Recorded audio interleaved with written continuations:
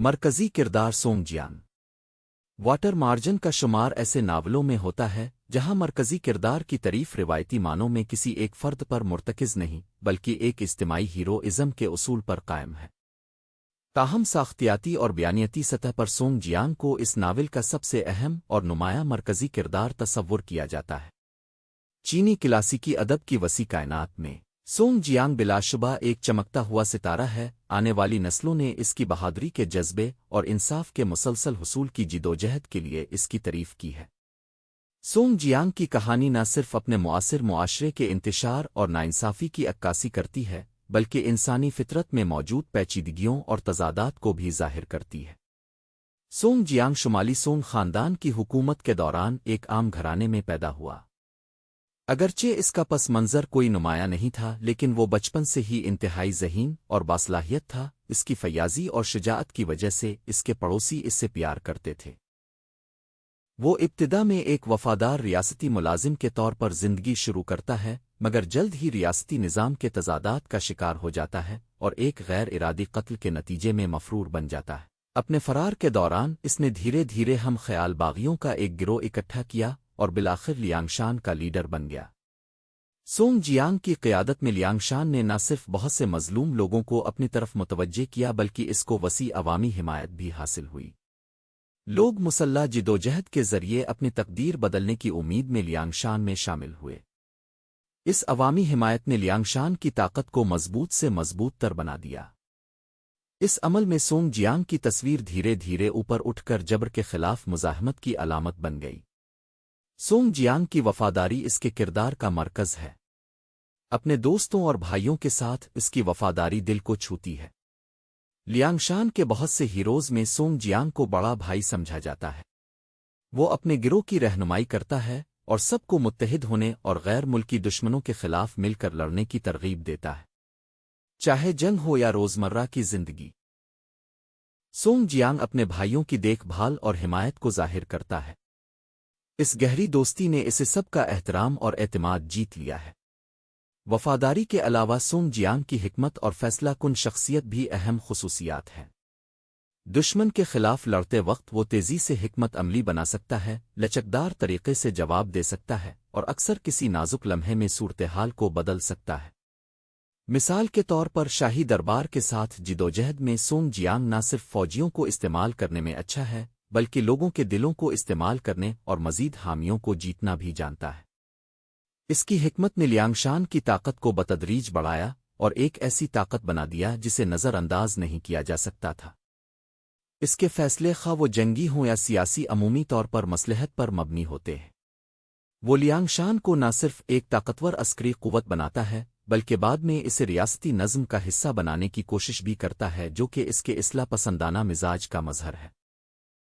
اپنے اس شاندار کردار کے باوجود سونگ جیانگ تضادات سے بھرا ہوا ہے۔ وہ اپنی شکایات کو دور کرنے اور آخرکار شاہی دربار میں پیش ہونے کی امید میں شاہی دربار سے طلبی کا خواہاں ہے۔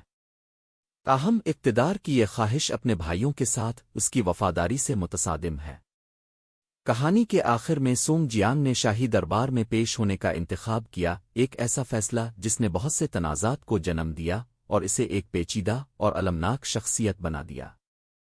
اس کا انتخاب نہ صرف اس کی اپنی قسمت کو متاثر کرتا ہے بلکہ ایک حد تک لیانگشان کے مستقبل کو بھی متاثر کرتا ہے۔ یہی سونگ جیانگ کے کردار کا سب سے متنازع پہلو ہے۔ بعض نقاد اسے تحریک کا غدار تصور کرتے ہیں، تاہم روایتی چینی اخلاقیات میں اسے وفادار رعایا کی حیثیت سے سراہا جاتا ہے جس نے سلطنت کو خارجی دشمنوں سے بچانے کے لیے اپنی خدمات وقف کیں۔ یہ دوہرا تناظر سونگ جیانگ کو ایک پیچیدہ تر اور کثیر الجہتی کردار بنا دیتا ہے جو نہ تو مکمل ہیرو ہے اور نہ مکمل ولن، بلکہ اس کے عمل کی تعبیر قاری کے زاویہ نظر پر منحصر ہے۔ ہم نے دیکھا کہ سونگ جیانگ کا کردار واٹر مارجن کے اندرونی تضادات، اخلاقی کشمکش اور سماجی حقیقتوں کی بہترین عکاسی کرتا ہے۔ اس کی شخصیت ناول کی ساخت میں ایک سیاسی و اخلاقی مرکز کی حیثیت رکھتی ہے جو نہ صرف کہانی کو وحدت عطا کرتی ہے بلکہ اس کے وسیلے سے ریاست، انصاف، وفاداری اور بغاوت جیسے تصورات کو فکر انگیز انداز میں دریافت کیا جا سکتا ہے۔ ناول کے دیگر کردار चीनी क्लासिकी अदब का इशाकार नावल महज एक दास्तानी बयानिया नहीं बल्कि किरदार साजी का एक पेचीदा और तहदार मतनी निज़ाम है, जिसमें 108 किरदारों को एक सियासी, समाजी और इखलाकी बयानिए में मरबूत किया गया है। इसमें कोई वाहिद हीरो नहीं बल्कि सभी किरदार एक इज्तिमाई हीरो की हैसियत से उभरते हैं। ये तरतीब न सिर्फ एक असातीरी और फलकियाती निज़ाम की तरफ इशारा करती है, बल्कि हर किरदार की कायनाती हैसियत और इखलाकी मकाम को भी मखसूस करती है। ये किरदार न सिर्फ चीनी सकाफत में हीरो की रिवायती तारीफ को चैलेंज करते हैं, बल्कि वो रियासत, कानून, अखलाक और शनाख्त जैसे तसव्वुरात की नई तबीरात पेश करते हैं। ये तमाम किरदार मुख्तलिफ समाजी, इलाकाई और माशी पस मंज़र से ताल्लुक़ रखते हैं, और ये तनव्वु एक अवामी मुज़ाहमती बयानिए को जवाज़ अता करता है। यहाँ हम उनमें से कुछ नुमायाँ किरदारों का तज़किरा करेंगे। ली चून का किरदार सूफियाना बगावत का इस्तिआरा। ली चून एक साबिक फ़ौजी और राहिब है जो रस्मी मज़हब और निज़ामी कानून को तर्क करके फितरी सदाकत और रूहानी आज़ादी का अलंबरदार बनता है। इसका किरदार ज़ैन मत, बुद्ध मत और अवामी दानिश के इम्तिजाज की अलामत है। इसकी बगावत एक बातनी इखलाकी तजदीद की सूरत इख्तियार करती है। वो सोम का किरदार जिस्मानी ताकत और इखलाकी शिद्दत। वो सोम का किरदार इनफरादी इंतकाम, बहादुरी और जज्बाती अदल की नुमाइंदगी करता है। वो जुल्म के खिलाफ फ़ौरन ताकत का इस्तेमाल करता है और जज्बाती सच्चाई को रस्मी अदल पर तरजीह देता है। इसका किरदार इस सवाल को उभारता है कि आया जज्बाती रद्द-ए-अमल को इखलाकी सदाकत समझा जा सकता है। लेन चोंग का किरदार निज़ाम के अंदर से बगावत। लेन चोंग इब्तिदाई तौर पर सल्तनत का वफादार और तरबियत याफ्ता फ़ौजी अफसर होता है, मगर जुल्म और ज़ाती नुकसान के बाद रियासती वफादारी को तर्क कर देता है। इसकी दाखिली टूट फूट और फिर उसका बागी बनना इस बात की अलामत है कि रियासती इंसाफ की नाकामी इंसान को खुद इंसाफ के क़याम पर मजबूर करती है। चाई जिन, अशराफिया की इनकलाबी वाबस्तगी। चाई जिन एक अमीर अशराफज़ादा है जो अपनी दौलत, असर और रसूख और समाजी हैसियत को लियांगशान की तहरीक के लिए वक्फ कर देता है। वो तबकाती निज़ाम तज़ाद की अलामत है। एक ऐसा जागीरदार जो मज़लूमों के साथ खड़ा होता है और इस तरह अशराफी आई इस्लाह पसंदी की नुमाइंदगी करता है। मुखालिफ किरदार रियासती नुमाइंदे। वाटर मार्जन में हुकूमती हुक्काम जैसे गाँव कियो, दो चून और दीगर सरकारी अहलकार रियासती करप्शन, जुल्म और तबकाती नाइंसाफ़ी के मुजस्सम नुमाइंदे हैं। इन किरदारों का नफसियाती और सियासी तज्ज़िया बताता है कि रियासत कैसे फ़र्द को निचोड़ती है और इंसाफ को ताकत के ताबे करती है। निस्वानी किरदार। अगरचे वाटर मार्जन बुनियादी तौर पर एक मर्दाना बयानिया है, ताहम इसमें बाज़ निस्वानी किरदार सिनफ़ी साख्त शिकनी की अलामत हैं। ज़ैल में हम दो अहम निस्वानी किरदारों का मुताला करेंगे। पहली औरत सुन आरुन्यांग है। वो अपने शौहर के साथ मिलकर एक सराय चलाती थी जहां वो मुसाफिरों को खाने में नशा देकर बेहोश करते हैं और फिर उन्हें कत्ल करके उनका गोश्त इस्तेमाल करते हैं। ये अमल इखलाकी तौर पर खौफनाक है, मगर नावल में इसे एक ख़ास मुज़ा और लोक कहानी के रंग में पेश किया गया है।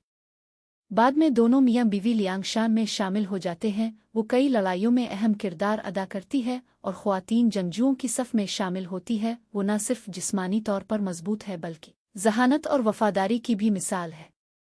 वो एक ताकतवर, दिलेर और माहिर जंगजू है। वो मर्दों का भी सामना बगैर खौफ के करती है और हथियार चलाने में महारत रखती है। इसे अक्सर चुड़ैल के लक़ब से याद किया जाता है, जो इसकी दहशत और दिलेरी को ज़ाहिर करता है।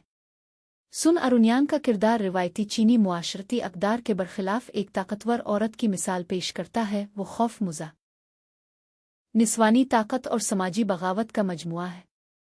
इसका किरदार पिदराना निज़ाम को चैलेंज करता है, जहां औरत सिर्फ जमाल और खिदमत का इस्तिआरा नहीं बल्कि ताकत, ज़हानत और चालाकी का मज़हर भी है। सुन आरुन्यांग साबित करती है कि औरत कमतर मखलूक नहीं बल्कि मीदाने अमल में बराबर की शरीक भी हो सकती है, खा वो मीदाने जंग हो या हिकमत और चालबाजी का।